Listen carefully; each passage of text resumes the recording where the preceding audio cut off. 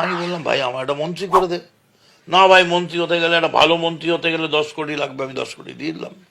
মন্ত্রী হলো কি হলো না পরের কথা, আর যদি হয়ে গেলাম তাহলে 10 কোটি থেকে 20 কোটি বানালাম।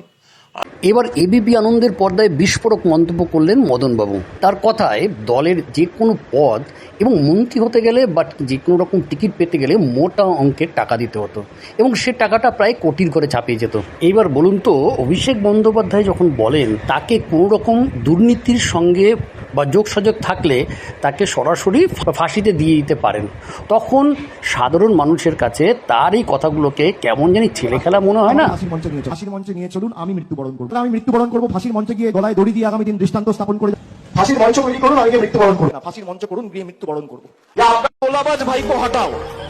আমি বলেছিলাম, এখানে ক্যামেরা আছে, আবার বলছি যে আমার তোলাবাজি যদি কেউ প্রমাণ করতে পারে কোন রকম দুর্নীতির সাথে আমি বিন্দু মাত্র জড়িত, আমার পিছনে ইডি সিবিআই লাগাতে হবে না, একটা ফাঁসির মঞ্চ করবেন, আমি গিয়ে মৃত্যুবরণ করব। এত বড় চ্যালেঞ্জ দিয়ে গেল। তাহলে তো এবার সত্যিকারের বলতেই হবে যে যে সমস্ত সাংসদরা বা যে সমস্ত বিধায়করা দল ত্যাগ করে দিয়েছেন, তারা তো বলতেই পারে যে আমরা সাংসদ হয়েছি বা বিধায়ক হয়েছি আমরা দলকে প্রচুর পরিমাণে একটা মোটা অঙ্কের টাকা দিয়ে, কাজে এই পদটাতে আমার কেনা, তো এই পদটাতে আমি কার সঙ্গে থাকবো না কার সঙ্গে থাকবো না তার দায়িত্ব সম্পূর্ণ আমার।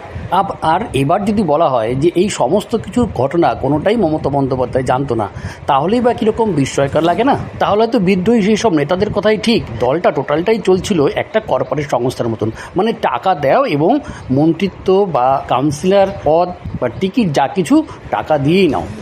এরপরেও যদি তৃণমূল কর্তাদের মুখে সততার কথা শোনা যায় আর কথাগুলো যদি অসত্যি হয়ে থাকে, তাহলে মদনবাবুর মতন লোকদের বিরুদ্ধে মামলা করুন। আর এখানেই তৃণমূলের মমতা বন্দ্যোপাধ্যায় বা অভিষেক বন্দ্যোপাধ্যায়ের নীরবতা সম্মতির কারণ হিসাবেই প্রযোজ্য হয়। বোঝা যায় তৃণমূলের দলটায় কোনো আদর্শ ছিল না, যেটা ছিল সেটা হচ্ছে টাকার আদর্শ। তাই দলটি চলে যাওয়ার পরেই একদম সব কিছু তাসের ঘরের মতন ভেঙে পড়ল।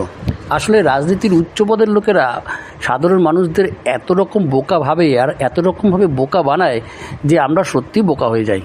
যখন আমরা বা পছন্দ করতে যাই যে কাকে ভোট দেবো, তখন গিয়ে দেখি মাঝে মাঝে যে আমাদের পছন্দের তালিকাটা একদম প্রায় সীমিত হয়ে যায়, কারণ যাকেই ভোট দেবো সেই লঙ্কায় যখন যায় তিনিই রাবণ হয়ে যায়। অনেকটা ঠকবাজদের গা উজাড়। সাধারণ মানুষ যাকেই চিন্তা ভাবনা করে ভোট দেওয়ার জন্য, সেই যখন ক্ষমতায় আসে তখন সেই সাধারণ মানুষের যে বিরোধী কার্যকলাপ থাকে সেগুলোই আগে করে। যে প্রতিশ্রুতিগুলো দিয়ে তারা ভোটে জেতার পরে সেগুলোই হয়ে যায় একদমই উল্টো। তাই মদনবাবুর মতন লোকেরা আরেকবার চোখে আঙুল দিয়ে বুঝিয়ে দেয় যে মানুষই হচ্ছে আস্ত বোকা, আর এই খেলায় যারা পারদর্শী তারাই হলেন রাজনৈতিক দল বা রাজনৈতিক ব্যক্তিত্ব। ও মাঝে মাঝে ফোন করে বলে আমরা অভিষেক ব্যানার্জির অফিস থেকে বলছি এইটা করতে হবে। রাজায় রাজায় যুদ্ধ হয়, উলু খাগড়ার প্রাণ যায়।